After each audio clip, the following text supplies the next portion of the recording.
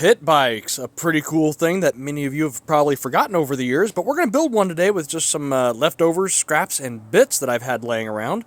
I just recently picked up this little Gyro 16-inch BMX, so I figured it'd be a good candidate. In this video, we're going to go ahead and change out the stem, the grips, we're going to add a gyro system to it, and kind of hope for the best. So first off, we're going to start with dismantling, getting rid of the old pads. And the new stem that I've got isn't as far of a reach as I'd like. It's about the same with the old one, but at least it's got the hollow bolt for me to run the front brake cable through. So we're going to go ahead and just take out our cables, undo the stem bolts, and let gravity help us with a little bit of disassembly. And we're going to go ahead and loosen our stem bolt. On this one here, it was a 1/2 inch. Sometimes that little wedge piece doesn't want to come out, so you're going to take your 3/8 drive hammer and give it a couple of whacks. That'll push that wedge out of the way. You can slide the stem right out. The new stem that we have is a little bit longer. I was hoping for an extra couple of inches, but the handlebars will make up for that. So we're going to go ahead and put the stem in and put it as high up as possible before those little unsafe lines, and then we'll go another 1/2 inch. It'd be a lot better if I had someone holding this while I tried tightening it, or if I was smart, I'd put my camera on a tripod. Then we're going to go ahead and take our pretty high-rise Answer bars with a 2-degree back sweep. These are some of my old flatland bars, but they're pretty tall and wide, so I figured they'd be good for this build. And I always like to kind of rotate the bars up in place and tighten the bolts at opposite corners. That way everything goes down nice and level. And then once 2 diagonal bolts are tight enough, go ahead and rotate the bars up into your proper riding position and find out where you want it to be. And then go ahead and snug those up. Once you're happy with it, go ahead and tighten that all down.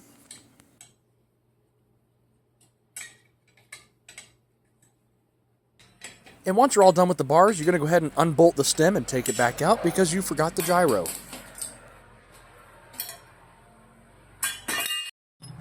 Let's just say I meant to forget the gyro because I was mocking up the handlebars. So we're going to go ahead and loosen that top nut and our little keeper washer and of course the bearing race. Once all that's removed, we're going to go ahead and use the forks as a little slide hammer inside the head tube. Is it the right way? No. Will it work? Completely. Ta-da! We're going to go ahead and put our gyro base plate down, and then we're going to use our pinchy hammer to smash that race back into place. When you're installing a gyro, it's good if you have about 1 inch of thread sticking out the top. In this case, we didn't. I'd like that plate to be as high as possible, but we're going to make do with what we've got. There's hardly any threads for this top nut, but that's okay. It'll work. We have enough room for that little gyro piece to go up and down, so that's all that matters. And then we're going to go ahead and put our handlebars back on. And it's starting to look like a pit bike. And we're going to go ahead and take our top part of our gyro cables, and you'll notice that one is longer than the other.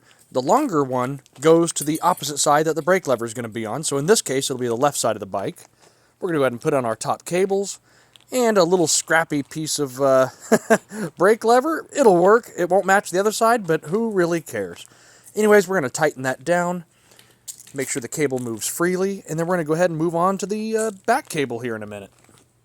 The rear cable pretty much attaches the same way as the front. It's got 2 points of contact at the little gyro piece and 1 at the brakes. We're going to go ahead and put a little bit of lubricant inside there because these things have all been on bikes that have been stored outside for gosh knows how long. We're going to go ahead and get rid of the old piece, just toss it away. Except for, there is one more part we're going to need. We're going to need this little like J-shaped or L-shaped piece off the V-brakes. I kind of forgot about that. Alright, now we're going to go ahead and put the rear gyro cable on.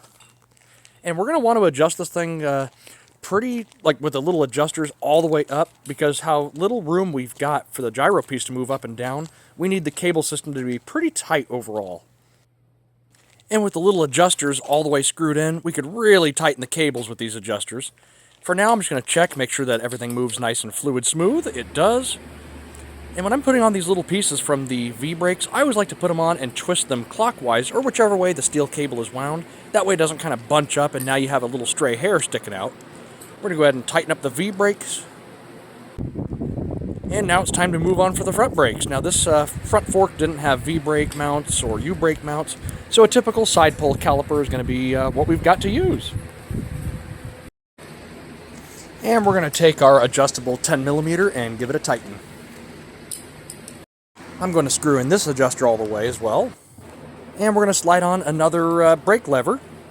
It's close enough to the other side. It's black, and it has an adjuster, so that's good. Now we're going to feed our cable through the hollow bolt. And once it hits the tire, go ahead and hook your finger in there and pull the cable out. And the cable is just going to make a little U-turn and go right back up through there and get inside the side pole caliper, and you'll tighten it down. And I always like to pretty much squeeze the caliper with my hands and then feed the cable through as much as it'll go without pulling it too tight. And then from there I can just finger tighten it and it'll stay until you grab a wrench. Now the only problem with this is that the tire does rub that cable down there, so a little zip tie or two will fix that right up, no problem. And sorry for all the noise in the background, I've got a fan with me. It's 104 degrees and I'm inside a little garage with no airflow, so that's real fun. And one of the last things that we got to do, I'm going to go ahead and put a pair of pegs on the back. These also came off my old Flatland bike. They're just old Black Ops. They're like this nylon type stuff. I'm not quite sure what the material is. But whenever I used to go flat landing, it wouldn't hurt the asphalt or concrete. If I was like on a tennis court or something, it wouldn't scar it up. So I always ran bar end caps and plastic type pegs. And once those are on, we're going to go ahead and give them a righty-tighty.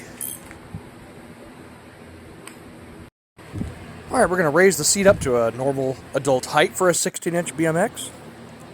And of course we're going to get rid of the chain guard, because that's no good. So we're going to go ahead and just delicately remove this, making sure that we keep the screws aside. That way, if we ever really wanted to, we could go ahead and just take it outside and see if it acts like a boomerang. My test result says it doesn't.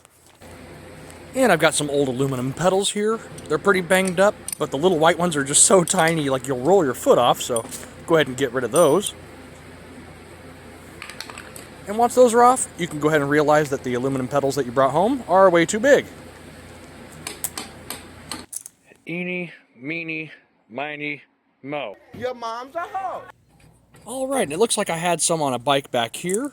Looks like they'll fit. And if the bearing is really bad in them, you can actually just turn the pedal and it'll screw itself in. No wrench needed. And with that, you are the proud owner of a $2 pit bike, but they're a whole bunch of fun to have and ride. So I'll just be keeping this one around my shop to use if I need to bop around. And now time for a 20-second music montage.